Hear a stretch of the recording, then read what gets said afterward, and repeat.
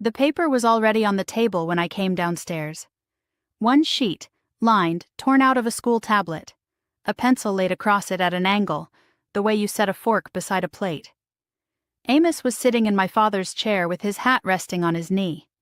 The kerosene lamp stood between us, and it made everything past his shoulders go soft and dark. I could hear my brothers still moving in the barn. I could hear my mother in the next room, not speaking, but there, always there. He turned the paper around and pushed it across the table toward me. "Before I speak to your father," he said, "I need you to write it down, all of it." I was 20 years old. I had known Amos for 11 months. And I sat down and picked up that pencil, because in the world I came from, when a man asked you for something before a wedding, you did not ask him why. I want you to hold that image for a moment. A girl at a kitchen table, a lamp turned low, a blank sheet of paper, a man waiting with his hat on his knee. Because he asked me for that paper twice, and the second time was not at a kitchen table. My name is Martha. I grew up Old Order Amish in LaGrange County, Indiana, in a church district of about 30 families, and I left when I was 26. This channel is where I finally say the things that were never permitted to be said out loud from behind the prayer cap. If you want to keep hearing them, subscribe, tap the like button, and tell me in the comments where you are watching from. Your city, your country, one word is enough. I read every single one. And while I talk, I want you to hold one question in your mind: whether a person should ever be allowed to require something of you that they will never have to give back. Now let me explain how a marriage was actually arranged in my community, because nearly everything outsiders believe about this is wrong. In the English world, a man proposes and a woman answers, and the whole thing happens between two people. In mine, the proposal was the very last step, and by the time it arrived, it had already passed through 4 or 5 sets of hands. It begins at the Sunday evening singings, where the young people gather after church and sing from the Ausbund and stand around in the barn afterward. A boy starts driving you home, then he begins coming on Sunday evenings. Then, if it is going where everyone expects it to go, he does not ask you. He goes to the deacon. In our settlement, we called that man the Stecklemann, the stick man, the go-between. The deacon carries the question to your father carries it to your mother. Somewhere down at the end of that line, eventually, somebody tells you. Before the couple can be published in church, which is the announcement that the wedding will happen, the bishop has to be satisfied about certain things. If you were baptized in a different district, a letter had to come from that bishop confirming you were a member in good standing, a zeugnis, a testimony. And if there was anything in your past that had never been confessed to the church, it had to be confessed before the publishing, or the wedding could not proceed at all. That is the official machinery. It is written nowhere, and everyone knows it perfectly. Underneath it ran something else, and this is the part I have thought about every year since I left. In my district there were 3 things a man was permitted to require before he would agree to marry you. 3. I have counted them my whole adult life. The first was the accounting. Your past, in your own words, given to him. Every boy who had ever driven you home. Every boy who had ever come up the stairs. What happened? What did not? This was not written in the Ordnung, our unwritten but absolutely binding code of conduct. It was simply understood that a man had the right to know what he was taking on, and a woman did not have the right to be offended by the asking. The second was the standing, not just baptized but clean. No unconfessed sin, no quarrel with the ministry, no rumor circulating that had not been settled. A man could delay a wedding for a year over a rumor he had heard about you at a horse sale. The third was the household. Whether you could work, whether you were strong, whether your mother had borne children easily, and her mother before her, because that was considered a reasonable thing to inquire about. Nobody ever asked me those questions. They asked my mother, in her own kitchen, while I was standing at the sink with my back turned and my hands in the dishwater, and I heard every word of it and understood that I was not part of the conversation about myself. 3 things a man could require. And here is the fourth thing, which is the reason I am making this video. There was no matching column for me. Not one. There was nothing I was permitted to require of him. I could not ask for his accounting. I could not ask what he had done, or with whom, or whether he had ever climbed anyone else's stairs. If I had asked, the word for what I was doing would have been hochmut, pride. And in the Amish world, pride is not a small sin. It is the root of every other one.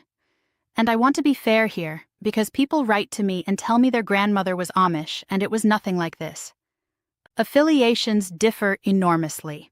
In some New Order districts, there is real premarital counseling now, a minister and his wife sitting down with both young people together, both of them asked, both of them answering. In the Swartz and Truber settlements, the most conservative of all, it goes the other way, and the ministry is involved in a courtship far earlier and far more heavily than it ever was in mine. There is no single Amish way of doing this. There is only what your bishop permits, and my bishop permitted the paper. So let me take you back to that table. I sat there for close to 2 hours. Amos did not leave. He did not go outside. He did not read. He sat in my father's chair with his hat on his knee, and he waited while I wrote. And every so often the lamp would gutter, and he would reach over and adjust the wick without a word. I wrote 5 names. That is what it came to in the end. 5 boys over 4 years, from the time I was 16. For each one I wrote how many times he had come, and what we had done, and what we had not. And I wrote it in Pennsylvania Dutch because those were the only words I had for any of it. Some of what I wrote was so small it is almost funny to me now. A boy who held my hand. A boy who fell asleep in the middle of a sentence and left before he woke properly. And some of it was not small, and I wrote that too because I had been taught since I was a child that a half confession is worse than no confession at all. When I finished, I turned the paper around and pushed it back across the table the same way he had pushed it to me. He read it in front of me. That is the detail that has never left. He did not fold it and take it home. He read it there, at the table, with me sitting 3 feet away watching his eyes move down the page, and I watched his jaw while he read, trying to learn something from it. He read it twice. Then he set it down and he said, "All right." And I want to tell you that I felt relief. And I did. God help me, I did. I felt like a girl who had passed an examination. That is the part I had to sit with in therapy for a very long time, years later. Not the humiliation, the relief. What it means about a person that she can be made to feel grateful for being found acceptable. 3 weeks later, the deacon came. We were to be published on the last Sunday of October. Amos came on the Tuesday before, and he did not sit down in my father's chair this time. He stood in the doorway with his hat in both hands, and he said, "The paper is not enough. You will need to say it to the bishop." I said, "It is written down. You have it." And he said, "I want it done properly." So on the Thursday evening of that week, I sat in a front room that was not my own, on a hard chair, with the bishop across from me and the deacon beside him and Amos on my left. And I said all of it out loud, every name, every night, in a room with a clock on the wall that I can still hear, and a window with no curtain, and 4 people in it, and I was the only one of the 4 who had to speak. It took about 40 minutes. I remember that I kept my eyes on a knot in the floorboards the entire time, a dark oval one, about the size of a hen's egg, and I found that if I looked at it hard enough, my voice would keep going without me. My hands were folded in my lap, and they did not shake. I want to be honest about that because people expect the shaking. There was none. There was a girl in a chair saying true sentences in a flat voice while 3 men listened. And outside the window a horse in the paddock moved from one side of the fence to the other, and back again, over and over, the way they do when they are waiting for something. When it was finished, the bishop said a short prayer, and the deacon wrote something in a small book, and my mother came in from the kitchen with coffee and shuffly pie, as though we had all been discussing the corn. Nobody ever mentioned it again. Not that night, not at the wedding, not once in the 6 years that followed. And in that room, and in the 11 months before it, and in the 20 years of my life before that, not one single person ever asked Amos a question about anything. There is a part of this story I cannot tell you here. Not on this platform, not under these rules. The algorithm has limits, and I have learned exactly where they are. So I wrote the rest down instead, slowly, without the softening, without the cuts. Everything the camera is not permitted to show. The book is called The Ordnung They Never Wrote Down, 208 pages of what plain life looks like from the inside of it. The link is in the first comment of this video. That is where the part I could not say out loud lives. Now let me tell you about Anna. Anna was my cousin on my mother's side, 18 months older than me, and we had grown up in and out of each other's houses the way cousins do in a settlement that size. When she was 21, a young man from the next district began driving her home. It went the ordinary way, singings, Sunday evenings, and after about a year he asked her for her accounting. She wrote it. Of course she wrote it, we all wrote it, he did not read it at the table. He folded it in half, and then in half again, and he put it in the inside pocket of his coat, and he told her he needed some time to pray about it. He never came back. He did not send the deacon. He did not send word through her brother. He simply stopped coming, and after 5 or 6 weeks it became clear to everyone what had happened. And nobody asked him a single question about why, because he did not owe anybody an explanation. He was permitted to require the paper, and he was permitted to walk away from what was on it, and both of those things were his right. And Anna spent the next 2 years wondering where that piece of paper was. That is what she told me. Not who he told, not what he thought of her, where the paper was, whether it was still in the pocket of that coat, whether his mother had found it, whether it had been burned in a stove or left in a drawer or read aloud to somebody's brothers in a barn. She said she used to lie in bed and think about her own handwriting existing somewhere in a house she had never been inside. And here is what the settlement decided about it. Because a settlement always decides. Not that he had done something shabby, that there must have been something on that paper. For 2 years, at every quilting, at every wedding, at every funeral, Anna walked into rooms where people had quietly concluded that whatever she had written was bad enough to send a man away. Nobody said it to her. Nobody had to. That is how it works in a community of 30 families. The judgment does not arrive as an accusation. It arrives as a very small pause before somebody answers you. She married at 26, a widower with 3 children, a decent man, and she has a good life, and she would tell you so herself. But I sat with her in her kitchen 4 years after I left, and she was rolling out dough, and she said to me, without looking up, "I still do not know where it is." Now I need to say something about Amos because this part matters, and because I refuse to tell you a story that makes him into a monster. Amos was not cruel. He was not clever enough to be cruel, and he was not cold. He was a decent, worried, hard-working young man of 24 who had been told his entire life that a careful man makes a careful marriage, and that the head of a household is answerable to God for everything under his roof. He asked me for that paper the way a man checks the hooves of a horse he is about to buy, and I know how that sounds, and I want you to understand that he did not hear it that way at all. He heard it as diligence. He heard it as taking me seriously. I asked him about it once, years in. We were sitting at our own kitchen table by then, our own lamp, the children asleep upstairs. I asked him why he had needed it twice. He thought about it a long time, and then he said, "Because I wanted to be sure I could forgive it." And I said, "You never asked me whether I could forgive yours." And he looked at me, and he did not answer, and I watched it move across his face. It was not guilt. It was something stranger than guilt.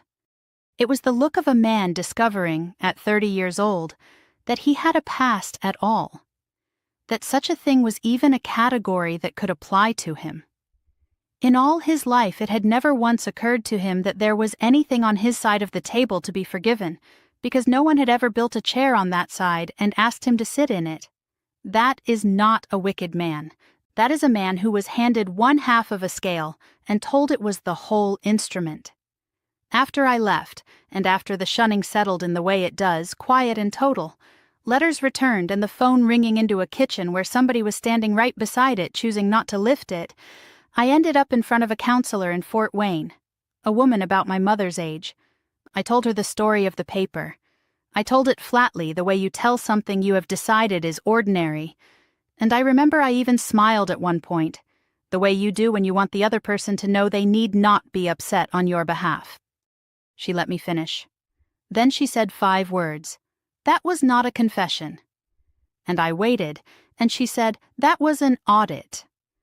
I have thought about that woman's 5 words nearly every day since, because she gave me a vocabulary I had not had at 20.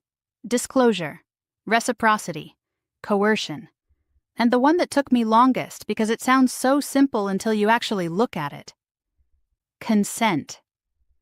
She said something to me at the end of that first hour that I would like you to hear exactly as she said it to me. A question you are not free to refuse is not a question. It is an instruction wearing a question's clothes. Because I could have refused. That is what people always say to me. Nobody held my hand around that pencil. Nobody forced me into that front room. And it is true, nobody did. But I was 20 years old. I had 8 years of formal education, no money of my own, no driver's license, no way to leave, and a community in which a girl who refused was a girl who had something to hide. Refusing was available to me the way jumping is available to somebody standing on a roof. That is the thing I most want you to take from this video, and it is not about the Amish. And it never was. Power is not the loudest voice in the room. Power is not who shouts, and it is not who hits. Power is whoever gets to ask the question and never has to answer one. I will not stand here and tell you the world I came from gave me nothing. It gave me a community that showed up. When a barn burned, it was rebuilt in 3 days, and nobody sent a bill. When my grandmother was dying, there were 14 women in that house, and my mother never once cooked a meal for 8 months. It gave me hands that can do almost anything, and a work ethic that has carried me through every hard year on this side. It gave me a faith that I still have, complicated and rebuilt and mine now, but real. And it also gave a 20-year-old girl a pencil and told her that being examined was the same thing as being loved. Both of those are true. I have stopped trying to make one of them cancel the other. If you grew up somewhere that you had to explain yourself to somebody who never had to explain themselves back to you, I see you. If you were ever handed a test that only had 1 chair in the room, I see you. If you have ever felt grateful, actually grateful, for being found acceptable by a person who was never going to be assessed the same way, I want you to hear this from somebody who has felt exactly that and needed years to understand what it was. That was not love asking. That was inventory. Your history is yours. It is not a document. It is not evidence. It is not something you owe anybody as the price of being chosen, and anybody who is worth what you would have to pay will hand you the pencil too. Leave me a comment and tell me what part of this stayed with you. Tell me your story if you are ready. And if you are not ready, that is all right, it will keep. If you want to read the version of this story that YouTube will not allow, the full pages are in the Ordnung they never wrote down. First comment of this video. And that is everything. Choose your freedoms wisely. They might just save your life.